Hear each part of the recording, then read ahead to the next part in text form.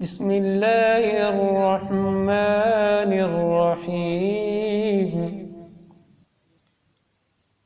أولم ير الإنسان أنا خلقناه من نطفة فإذا هو خصيم مبين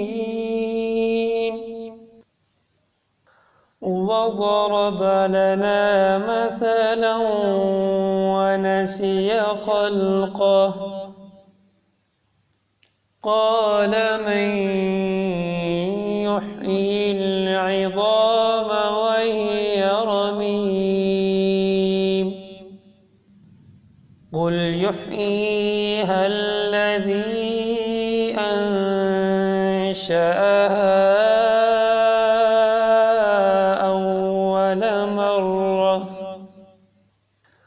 وهو بكل خلق عليم الذي جعل لكم من الشجر الأخضر نارا فإذا أنتم منه توقدون أوليس الذي خلق السماوات والأرض بقادر على أن يخلق مثلهم بلى وهو الخلاق العليم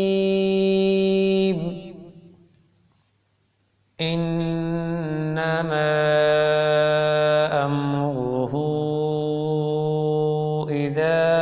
أراد شيئا أن يقول له كن فيكون فسبحان الذي بيده ملكوت كل شيء وإليه ترجعون صدق الله العلي العظيم.